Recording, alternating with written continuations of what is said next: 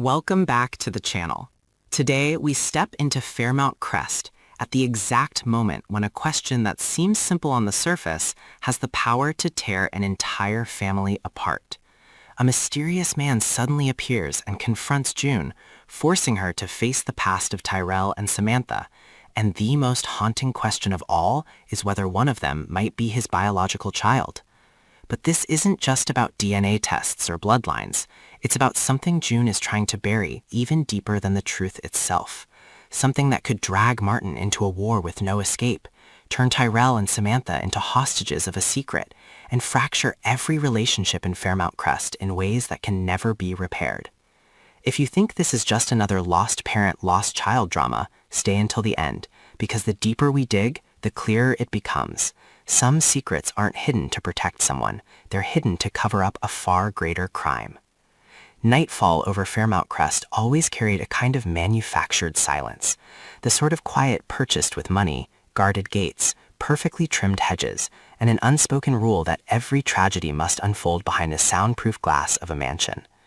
But beyond the halo of lights surrounding that wealthy enclave stood a small apartment where June lived like an exile within the very city she once believed would save her. June's life had long been a chain of bad choices disguised as necessary ones. She had told herself that sometimes, to survive, you had to learn to forget, to cut away the truth the way you would remove necrotic flesh. Yet tonight, the past refused to stay buried.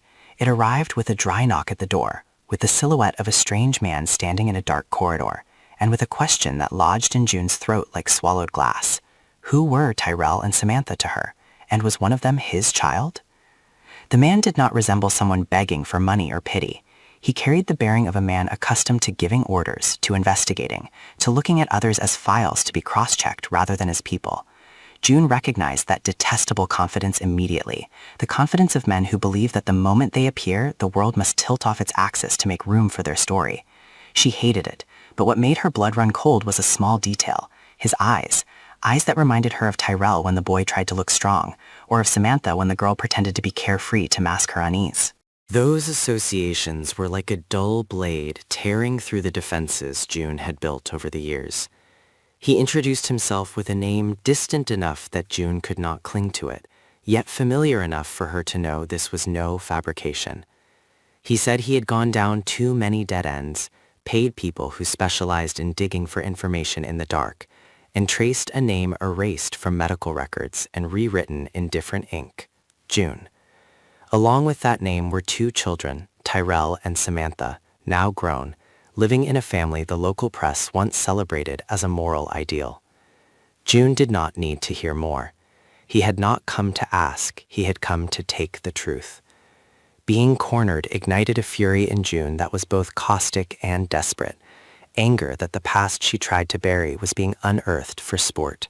Anger that powerful people always believed they had the right to touch other people's wounds. Beneath it all was fear. If she answered, she would shatter the lives of two children beyond repair. If she stayed silent, she would have to live with a lie larger, heavier, and more poisonous than before. June had given birth to them, but mother did not always mean pure love. In June, love was always mixed with guilt. She remembered carrying the pregnancy in secrecy, like a furtive shadow, like a story society would not allow to be told decently. She remembered choosing between keeping her children or letting them go, and convincing herself that letting go was salvation. Time did not erase the pain. It merely turned it into a locked room she never dared enter, afraid she would drown in the sound of her own crying. The stranger did not merely ask, "Are they my?" He asked about a chain of days and signatures. Who paid, who signed, who changed names, who arranged it all. He said someone had stolen from him the right to know his children existed, and that person would pay. When June heard the words "pay the price," her stomach clenched. This was no longer about claiming a child, this was a hunt. And Tyrell and Samantha, spoken by a man burning with vengeance, suddenly became targets, not children to be protected. June tried to stay calm, but her composure was like cracked drywall. One more touch and it would crumble. She said she owed him no explanation. He smiled thinly and reminded her that she owed herself. Then he laid a stack of photocopied papers on the table. Blood type test results, an old photograph of June with a swollen belly, and worst of all, a piece of information that nearly made her faint. He had managed to reach Martin. The moment Martin's name was spoken, June understood how rapidly the danger was escalating. Martin lived by image, by control, by a kind of soft power capable of suffocating a life without leaving fingerprints. He knew better than anyone how to turn secrets into hostages. If this man had reached Martin, the game had already moved beyond June's small apartment. It had entered Fairmont Crest, into corridors where whispers cut sharper than knives. June did not know what the stranger had said to Martin, but she knew this. Martin would never allow anything involving Tyrell and Samantha to be exposed beyond his control. He could invoke family, invoke what's best for the children, to smother every spark of truth, even if it meant sacrificing June. The thought made her tremble with rage. She had accepted being forgotten, being erased, but she would not accept being used as a sacrificial offering for someone else's image. Her anger shifted, not toward the stranger anymore, but toward the system that had crushed her, toward men like Martin who treated morality as a stage and the vulnerable as props. The truth, however, was even crueler. June knew the stranger was not only a father searching for his children. He might have been the man who once paid, applied pressure, and helped push her toward giving them up. She looked at him and realized if one of the children was his, then she had loved wrongly, trusted wrongly, and been abandoned so brutally that even childbirth had been turned into a transaction. Humiliation surged through her like heat. She wanted to scream, to hurl the papers in his face, to make him feel a fraction of her pain. But she could not, because every flare of her anger cast the shadow of Tyrell and Samantha. She could destroy herself. She could not destroy them. At the same time in Fairmont Crest, Martin received a brief call that made his scalp prickle. A strange name was mentioned, a request for cooperation, and a hint that the truth about Tyrell and Samantha could become a storm. Martin was no stranger to storms. He had built a career navigating crises.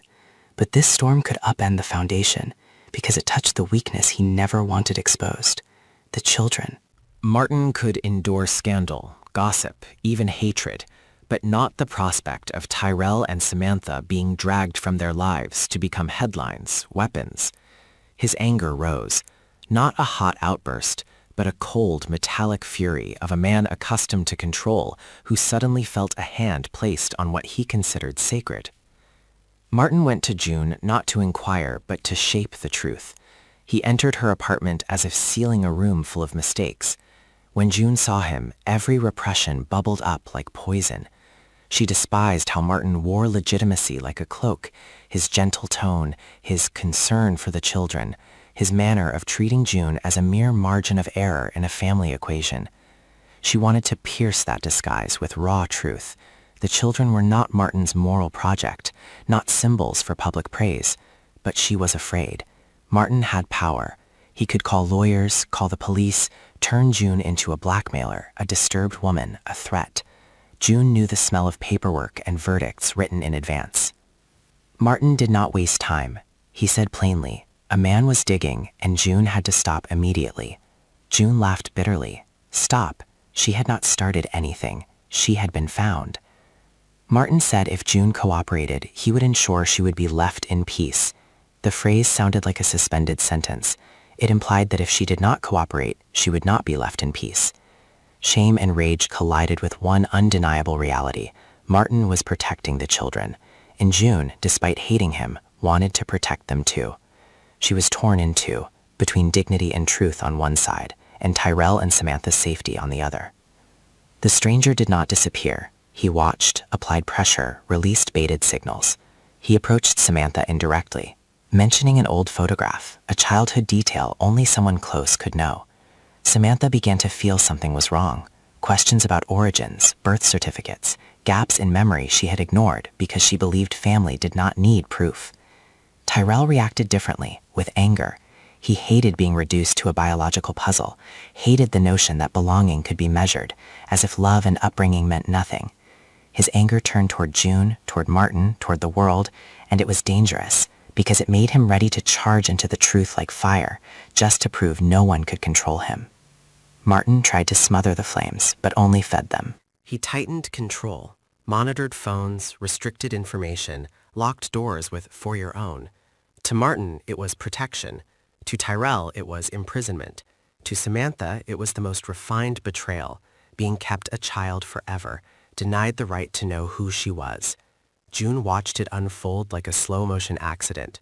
She saw how her silence had become poison, yet speaking could be an explosion. The shock came from the secret June had hidden longest. The stranger finally laid his cards on the table. He was not sure which child was his. He was sure of one thing. Years ago, there were 2 children, but records showed only one birth process, altered paperwork, and a broker who had died under suspicious circumstances. He believed someone had not merely hidden a child from him, someone had switched a child. One of them might never have been placed as Martin believed. One might have been used as a pawn in another deal. That was when June truly collapsed. Her greatest secret was not who the father was, but this. On the night she gave birth, there had been chaos. A nurse vanished, an urgent call, an argument in the hallway, a document placed before her while she was barely conscious. June had signed in panic. She had been guided. She had blamed herself for weakness, but if another hand had intervened, if a child had been swapped, then she was not just another who gave up her children. She was the victim of a conspiracy. When Martin heard of the possible switch, his face changed as if struck. If true, the foundation of his family trembled. He had lived and loved the children as his own, protected them from the world, and now someone claimed one might be the product of a dark bargain. Martin feared not the public, but the possibility he had been deceived. The truth threatened his identity. He could control Fairmont Crest, but not the story of his own family. His anger flared, no longer cold, now desperate, the fury of a man terrified of losing everything. June stood at the eye of the storm, forced to choose. Telling the truth about the birth meant admitting she signed in confusion, trusted wrongly, and thrust Tyrell and Samantha into an existential panic. Not telling it meant allowing the stranger to keep digging, approaching the children with slivers of truth like razor blades, making them bleed slowly. June realized a cruel truth. She had hidden the past believing it was protection. It had only delayed a larger explosion. A loss came when everything crossed the point of control. The old broker June believed dead had left a trace, a notebook stored in an abandoned locker. It was found, but before June could reach it, it vanished. At the same time, she received a brutal warning. Her door was broken, her apartment ransacked, nothing valuable taken, except a child's old bracelet placed neatly on the table. A message that whoever stood behind this knew what June cherished, knew what she feared. June collapsed, feeling strangled. This was no longer a search for kin. It was terror. Tyrell reacted as June had always feared. He charged forward. He wanted a DNA test, confrontation, everything dragged into the light as revenge for years of control. Samantha shattered more quietly, beginning to doubt every memory, even the love she once believed unshakable. Martin was forced to choose between reputation and truth. He could use power to silence the stranger, but if the man truly was a biological father, Martin would become a child thief in the public eye, even if he had never thought himself cruel. The more he clung to the image of a perfect family, the more the truth threatened to cast him as the villain. June stood on the thinnest edge of her life. She realized she had not only hidden the answer to who is the father, but the fact that even she did not know the full story. That uncertainty was the most dangerous thing of all, because it gave villains the power to rewrite history. She hated herself for staying silent, and hated the world for forcing her into silence. She looked at Tyrell and Samantha as flesh and blood, as evidence, as hostages. In their eyes she saw anger and pain growing into something capable of destroying everything, including love. When the stranger returned, June finally understood. The question, "Are they my?" was only the surface. What he truly wanted was control of the narrative, and if necessary, he would burn Fairmont Crest to reclaim what he believed was his. Martin wanted control too, to keep the children safe and the family standing. 2 men, 2 forms of power, and between them, June, a woman who had lost too much to lose more, yet still feared losing the only thing she loved. June chose to speak, but not as they expected. She neither told all nor denied everything. She offered a fragment of truth, enough to crack everything open. There had been interference the night she gave birth, irregular paperwork, and she suspected a third party had manipulated events. That fragment was a stone thrown into a lake, not an answer, but widening ripples impossible to stop. Martin understood the coming battle would not be only against the stranger, but against an old ghost in hospital systems, in adoption brokerage networks, in deals where the wealthy used money to buy. The stranger understood June was no longer easy prey, and Tyrell and Samantha understood they were standing before an abyss. The truth could free them or destroy everything they had ever called family. That night ended with an unspoken feeling. This was only the beginning. A larger secret lay beneath the question of paternity. Who arranged the transfer of two children? Who could break into June's home just to place a bracelet as a threat? Who took the notebook before it could be opened? And most cruelly, if one of the children did not belong to the stranger, then who did the other belong to? And why was that truth so terrifying the entire system had buried it? June knew she was cornered, but this time the choice was no longer simply between silence and confession.